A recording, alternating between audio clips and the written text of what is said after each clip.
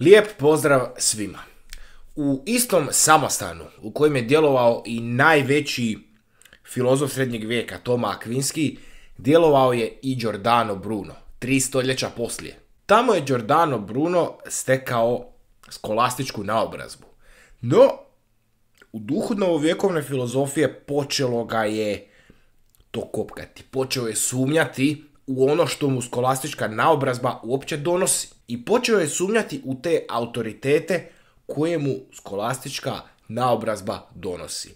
Namjesto toga, prioritet je dao razumu i slobodnom istraživanju. Naravno da se takav nije mogao zadržati u tom samostanu i iz njega je istjeran.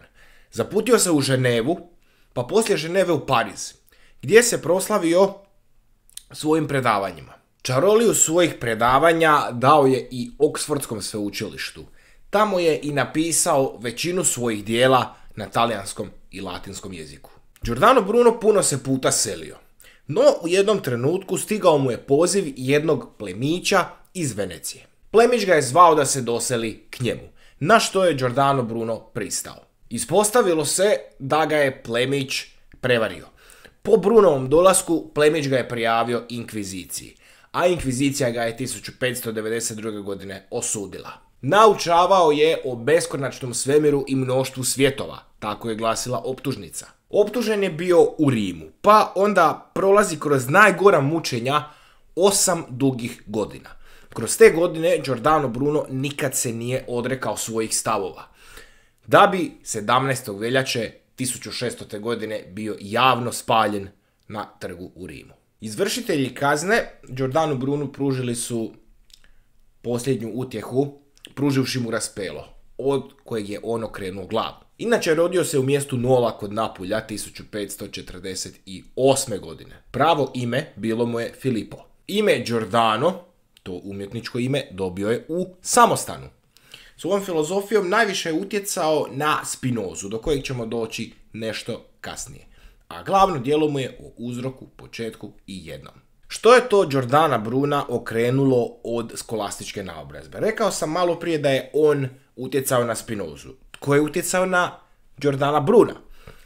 Najprije Nikola Kuzanski, pa onda jedan hrvatski filozof, Frane Petrić, koji je najznačajniji hrvatski filozof, te Nikola Kopernik. Giordano Bruno bio je oduševljen mogućnošću pravdanja beskonačnosti svemira. Neograničen je, pun drugih planeta, a priroda je živa i oduhovljena. Bitna stavka njegove filozofije jest panteizam. U video lekcijama iz antičke grčke filozofije već sam spominjao panteizam. Da sad opet ne rastavljamo tu riječ na dva dijela, samo ćemo ponoviti iz video lekcija o antičkoj grčkoj filozofiji.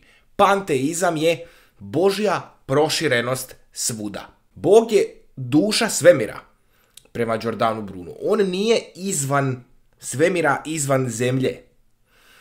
Bog je u svemu, oko nas i u nama. U svakom živom i neživom biću.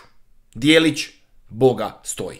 Naravno, tvrditi da je Bog ovdje, a ne izvan, protivno je skolastičkoj naobrazbi. No, Giordano Bruno tu nije stao. Priroda je ništa drugo nego Bog u stvarima. Bog se manifestira kroz prirodu. U prirodi je toliko različitih stvari, toliko kontradiktornih stvari, koje ne mogu funkcionirati skupa. Ali svijet ipak funkcionira i svijet je u nekakvom skladu. Sve to tako lijepo posloženo. Zašto? Zato što je Bog u svim stvarima. Jer kako je moguće da unatoč svim tim suprotnostima u prirodi svijet ima nekakav sklad? Zato što je Bog u svemu. Prema tome i Giordano Bruno gleda Boga kao uzrok i kao počelo svega. Međutim, Giordano Bruno na njega ne gleda iz religijske perspektive koliko iz te prirodne. Bog je vječan. Nije nikad imao svoj početak, niti će imati svoj kraj. On je, kao uzrok i počelo svega, zapravo nestvorena stvaralačka moć. nešto što nije stvoreno, jer je vječno postojalo, ali nešto što ima potencijal stvarati sve ostalo. Dakle, nestvorena stvaralačka moć. Ili na latinskom jeziku natura naturans. I onda on tu prirodu stvara, dobija konkretne stvari i tako nastaje natura naturata, ona stvorena priroda. Kaže Giordano Bruno da se pitanjem Boga trebaju baviti teolozi, a da se filozofi trebaju baviti prirodom. Ako ste pozorno pratili, vrlo vjerojatno će vam pitanje na ovo biti pa nisu li Bog i priroda isto? I jesu.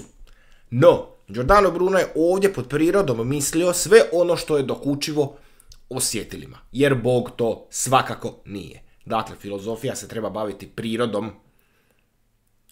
kao prirodom, u prijevodu znanošću. I toliko za ovu video lekciju. Koristio sam se udžbenikom Borisa Kalina, povijest filozofije, priručnikom za pripremu ispita iz državne mature iz filozofije Dunje Marušić-Brezetić, udžbenikom Tomislava Reškovca Filozofija, te filozofskom hrestomatijom Istorija filozofije Frederika Coplestona.